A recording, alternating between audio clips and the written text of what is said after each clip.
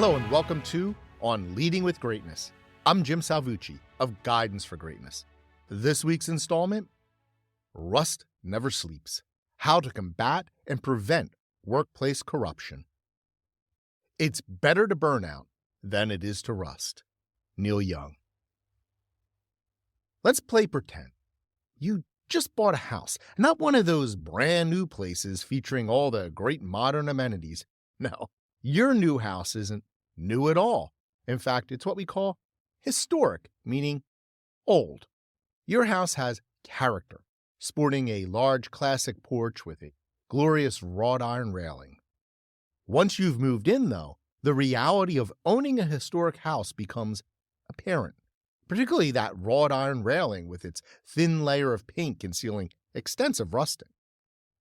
You have your work cut out for you. You'll have to remove all that rust before you put on a fresh coat of paint, else you'll be in even worse shape next year. There are some tempting chemical shortcuts for sale, but experts say there's no substitute for a good old wire brush and elbow grease. As you roll up your sleeves to get started on what will be days of tedious, back-breaking work, you curse yourself and swear that next time you'll buy a condo. So what is rust? In the simplest terms, rust is a byproduct that forms when iron oxidizes due to exposure to water. Unlike the oxidation of other metals, though, rust is porous, meaning moisture can continue to penetrate deeper until it compromises the very integrity of the metal. Rust is destructive corrosion. If not halted, that rust will eat away at the iron, and bye-bye lovely railing. There's character, and then there's decay. Rust is corruption.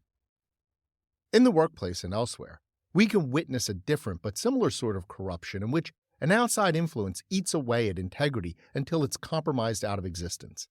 That influence could be money or power, but often it's overwork and stress leading to exhaustion, shoddy work, cover-ups, and increasing dishonesty.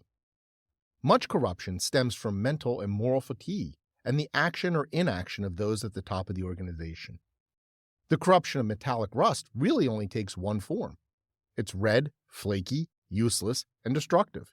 In the workplace, corruption takes two primary shapes. The first is what we usually think of when we hear the word corruption.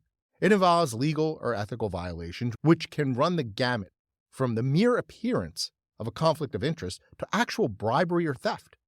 We can witness examples in the news on an almost daily basis. Let's leave this rule-breaking to the investigators, lawyers, and ethicists who adjudicate these matters. Frankly, this form of corruption is pretty obvious.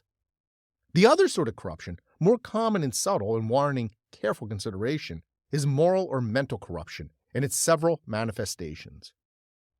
This sort may operate well within the bounds of the law and ethical codes, as well as within workplace policies. While legal or ethical corruption may exact higher penalties, moral or mental corruption can be more insidious, undermining or betraying one's very self.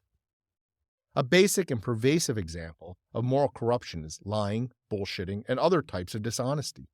In some ways, deception is the gateway degeneracy to further corruption. Think of it as that first particle of moisture that slips under the paint to attack the iron. Once it starts, it usually just continues as lies pile on lies. In contrast, leaders are impeccably honest and open.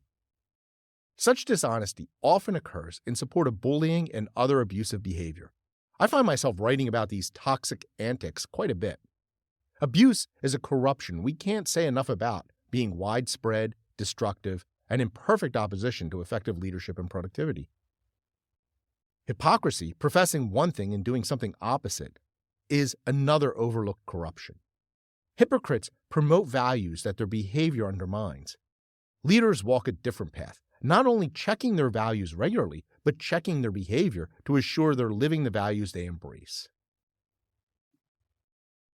You can easily compile your own list of further morally corrupt acts such as biased behavior, corner cutting, irresponsibility, and the like.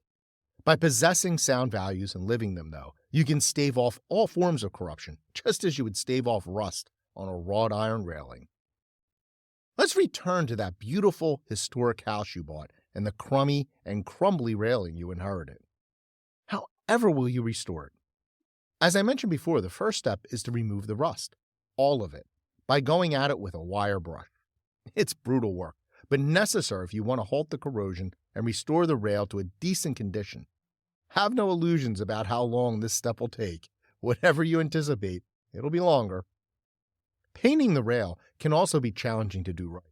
You start with a high-quality primer followed by a superior rust-resistant paint. There can be no scrimping or shortcuts here. Be sure to cover every surface of the rail with the primer and wait until it's perfectly dry before applying the top coat. You may even want a second coat to be sure. Don't miss a spot, otherwise you'll let in moisture, and we know what happens then. Ever after, you must remain vigilant, searching for signs of flaking paint and moisture penetrating the surface. You need to watch out for inclement weather, but everyday humidity and daily wear and tear will also take a toll. You must immediately rectify any flaking or corrosion unless you want more work in the long run. This is a time for zero tolerance. If you need to break out the old wire brush from time to time, don't hesitate. The slightest bit of corruption will spread, so keep that primer and paint on hand just in case. It's much the same with moral corruption. The tiniest bit grows and grows, eating away at the core. In the workplace, it distorts and destroys fundamental values and undermines missions. Left unchecked, sooner than you think, the only discernible principle remaining will be the corruption itself, as rust replaces metal and falls to dust. In my analogy, think of the railing as your core self or the heart of your organization. Once you've cleared away any damage, to prevent future corruption, you must lay down a prime coat of solid values. Your top coat will be practice and behavior, meaning you and your organization must diligently live your values to provide protection forevermore. And remember that it's always easier to prevent corrosion than to remove it. Leaders have a duty to identify, halt, restore, and prevent workplace rust because leaders are the keepers and protectors of values and institutional missions. They start with themselves, hindering corruption from within. No one is perfect, and rust will appear, but great leaders always have their wire brush, primer, and waterproof top coat at the ready. Have you coped with moral corruption in the workplace?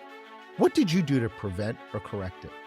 Leaders develop the ability to readily identify, remove, and protect against workplace and personal corruption, and I can help. Unlock the great leader within. Download my free resource, the Transform to Greatness Toolkit now at thegreatleadershiptoolkit.com. I look forward to hearing from you.